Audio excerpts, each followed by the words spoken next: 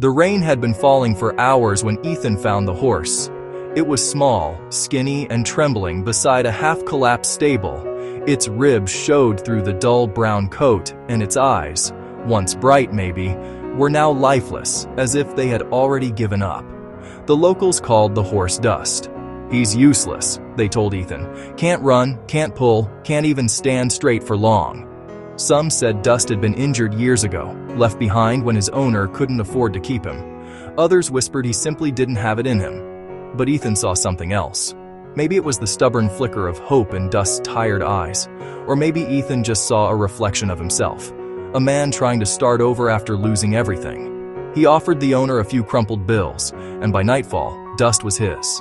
The first days were hard. Dust wouldn't eat much. He'd flinch every time Ethan reached out. When Ethan tried brushing him, Dust shivered like a leaf in the wind.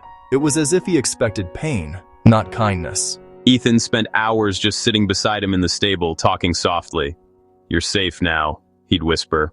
"We'll take it slow." And slowly, things began to change. Ethan started a routine. Early mornings, gentle walks, a bit of hay, a lot of patience. Dust began to eat more. His coat regained a faint shine, his eyes a faint spark. One day, Ethan took him to the old paddock. "Let's see what you've got, buddy." Then, something remarkable happened. Dust took a few hesitant steps, then a trot, and finally, out of nowhere, a gallop. It wasn't perfect, but it was real. Ethan's eyes filled with tears. Weeks turned into months. They trained together every day. Ethan built obstacles from old wood and barrels, turning the dusty field into a track. "He's wasting his time," they whispered. "That horse will never make it." But Ethan didn't care. He wasn't training Dust to win races. He was training him to believe again. Then came the county show. "All right then, partner, let's show them." The day of the show arrived. Dozens of riders and horses filled the arena.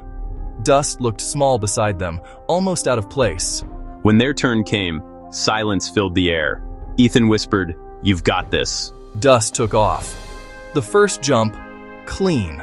The second, flawless. The third, he soared higher than anyone expected. By the final lap, the crowd was on its feet.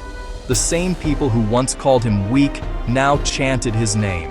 Dust didn't just finish the course, he conquered it. "You did it," he whispered. "You finally believed."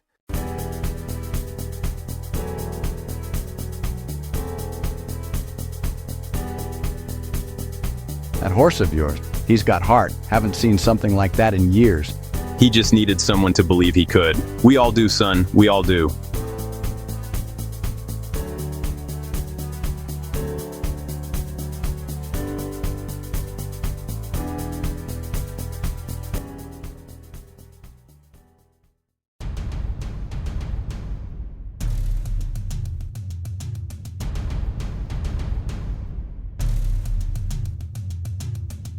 We don't have to prove anything. Just run with your heart.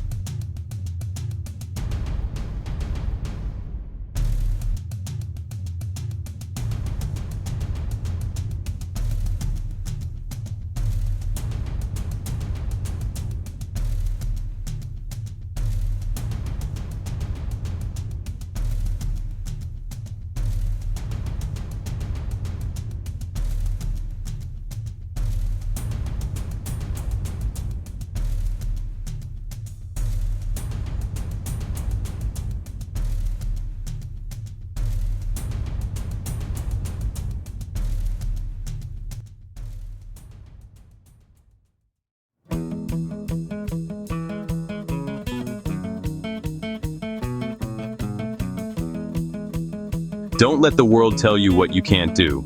Sometimes the weakest horse just needs the right heart beside him.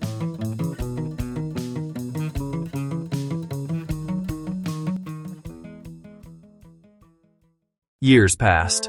The once young Dust had grown older, his coat now grayer, his steps slower. But his eyes, those same eyes that once held pain and fear, still burned with calm pride. He had lived a full life, one built on trust, love, and courage. Ethan had built a small ranch by then. Not a rich man's ranch with racing trophies and banners, but a peaceful place for rescued horses. the broken, the forgotten, the ones nobody believed in.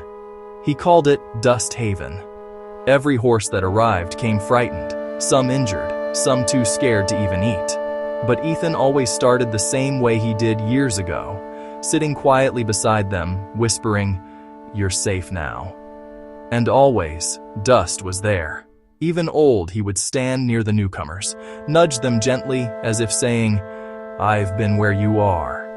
It was as if he understood their language, the language of pain and patience. One chilly autumn morning, Ethan walked out to the pasture and found Dust lying peacefully under the oak tree. The sun was rising, bathing the field in gold. Dust wasn't breathing anymore. Ethan knelt beside him, tears falling silently into the grass. He placed his hand on the horse's neck and whispered, "You can rest now, my friend. You've carried more than anyone ever thought you could."